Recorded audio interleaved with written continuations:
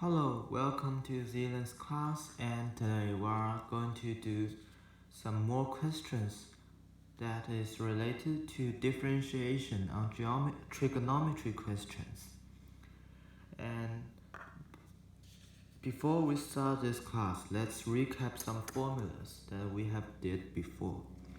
So these three formulas are the differentiation on the basic trigonometries, and those formulas are the formulas that we talked before in the trigonometry session, which to convert those compound angles into single angles. And today I'm going to also add three formulas that we haven't talked about yesterday, which is y equals sine ax plus b, cosine ax plus b, and tangent ax plus b. And for those three, the differentiation of it is quite similar to the exponential and the natural logarithm, because you need to times the ax plus b dash in front of it. So to prove this, you can also use chain rule. So it's exactly the same as you are doing in exponential differentiation. So I'm not going to do it, but you should try to prove it by yourself. That sine ax plus b will convert into a times cosine ax plus b. And here the a is actually equal to ax plus b bracket dash. And so the same thing for cosine and tangent, we can just use these three formulas to get that. Okay, so now let's start from the easy question, which is differentiate 2 sine x plus 3 cosine x. And for this question, we can just apply the formulas here. So we know that sine x differentiation will become cosine x. So this will become 2 cosine x. And for the cosine x, it will become negative sine x. So minus 3 sine x. And we solved it. Okay, so let's do a medium level question, which is differentiate 3x over sine 2x. Well, for this question, you need some skills. Do you still remember the quotient rule that we talked before, which is u dash v minus uv dash over v squared. So we have sine 2x bracket squared, and we have 3x dash times sine 2x minus 3x bracket sine 2x bracket dash.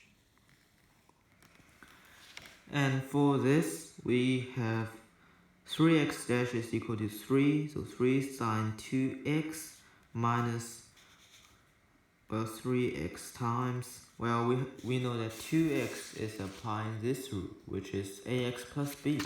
So our answer will be 2 cosine 2x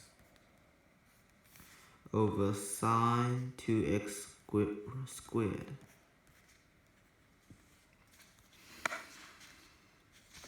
And let's simplify it, which is 3 sine 2x minus 6x times cosine 2x over sine 2x squared. And this is our medium question 1. And let's do another question, which is prove gradient of the curve y equals 5 over 2 minus tangent x is always positive. Well, positive. For this question, because it's related to gradient, so how do we do with the gradient? Well, we differentiate, do we? So let's differentiate this. And it's a fraction, so we need to apply our quotient rule as well. And so this is y dash equals to 2 minus tangent x bracket squared and 5 dash times 2 minus tangent x minus 5 times 2 minus tangent x bracket dash. And for 5 dash, it's equal to 0, which means this term gone. And we have, for this term, we will apply this formula, which is ax plus b. And, well, actually not this formula. It should be the simplest formula, which we have the 2 will go, and we have negative cosine squared x 1 over cosine squared x over 2 minus tangent x bracket squared. And let's cancel the negatives, so we have cosine squared 5 over cosine squared x over 2 minus tangent x bracket squared. And let's move this fraction down, which becomes cosine squared x times 2 minus tangent x bracket squared and 5. And so for this fraction, we can see that both of the denominator and the numerators are always greater than 0, because we know that a squared is greater or equal to 0. So this means that this fraction is always greater than 0. And we prove it, because our question is to prove that this equation is always positive, and we proved it. So that is our question 2, medium question 2. Okay, now let's try the hard question. So our question is, there is a curve, right? There is a curve that having an equation, it's y equals sine 2x minus x. Well, sine 2x. For x greater or equal to 0 and smaller or equal to 2 pi. And let's find the x-coordinate of the stationary point of the curve and determine the nature. Well, we learned this in AS, but I'm still going to talk about it. So the nature is the description of the function. So if you know the nature, you can basically sketch the graph. So what do we need to have to obtain the nature? Well, firstly, we need our stationary points. So what is stationary points? It's when f dash x is equal to 0. There are some specific value for x. So these values are the stationary points, such as x equals any numbers. So firstly, we need to state the stationary points.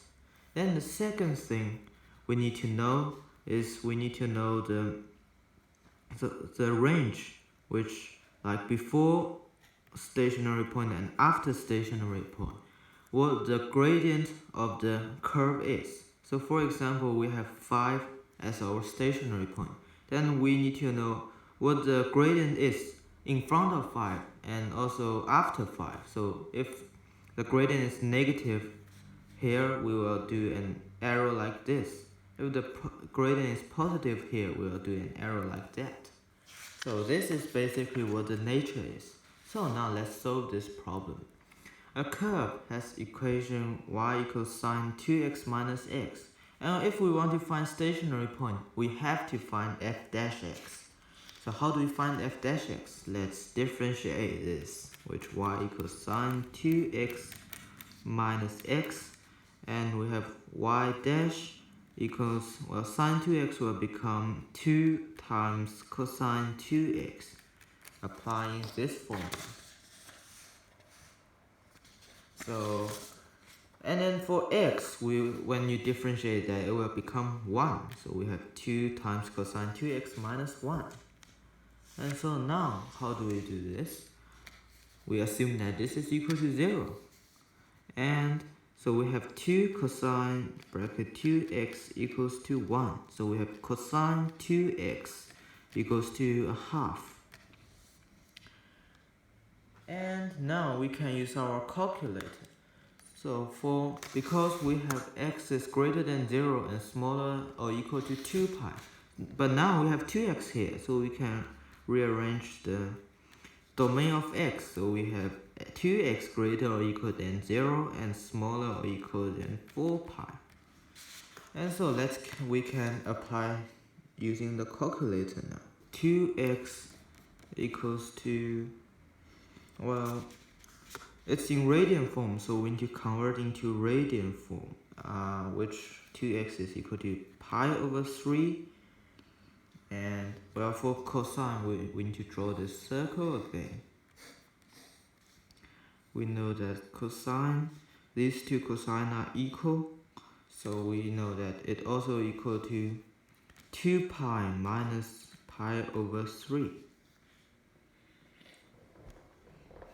And we also know that this is equal to 2 pi plus pi over 3. And we have 4 pi minus pi over 3. This is our 4 stationary points. Well, we need to, so divided by 2. So x is equal to pi over 6 pi minus pi over 6, which is equal to 5 pi over 6.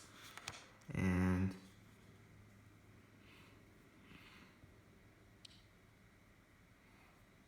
we have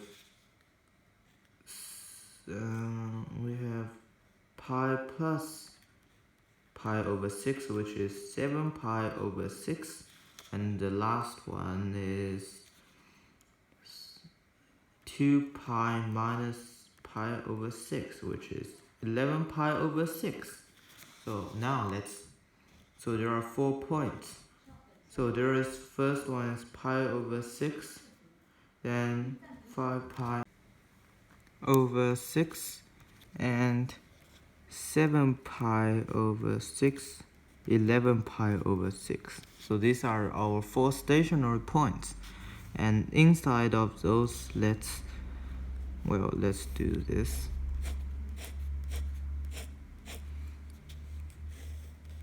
Well, inside this value, we can pick any random values, such as here we can pick 0. And here, let's try some easy value. Let's try pi over 2. And for here, let's pick pi. For here, let's pick 3 pi over 2, I assume, yes. And here, and so this is for x. And for y dash, we know that these are all equal to 0. So these are all equal to 0. And let's find when x is equal to 0, what is y dash? So so our y dash is this function. And so when we sub x equal to 0 inside, then we will have 2 times cosine 0 minus 1, which is 1. So here it's positive, so why we can draw a line like that means that the function is increasing. And for here, let's just draw an arrow like that. And for pi over 2, it's equal to -1, so we have an arrow going down. And here it's still horizontal. And then for pi, we have -3, which is going down as well. Well, no, I mean it should be 2 pi, which is going up. And here is 1. Well, here is -3, but it doesn't matter. And for 3 pi over 2, we have, well, we should have 2 times cosine. We should have -3 again, which we are going down. And here should be 1, and we are going up. So this is our nature. So when we are stating the nature, we should state that, so firstly we state the stationary point, which is pi over 6, 5 pi over 6, 7 pi over 6, 11 pi over 6. Then we can say that when x is smaller than pi over 6, gradient is negative. And y dash is, oh no, I'm positive, y dash is greater than 0. And so on. Let's state all of those, and you finish the question. So I hope you like this. And for you, if you like If you are doing GCSE Math currently, you can go to the channel by Daniel Dallas. He is a very good teacher and his video is very in-depth and I really like his video. And thank you for watching this video and hope you can give me a like and subscribe. See you.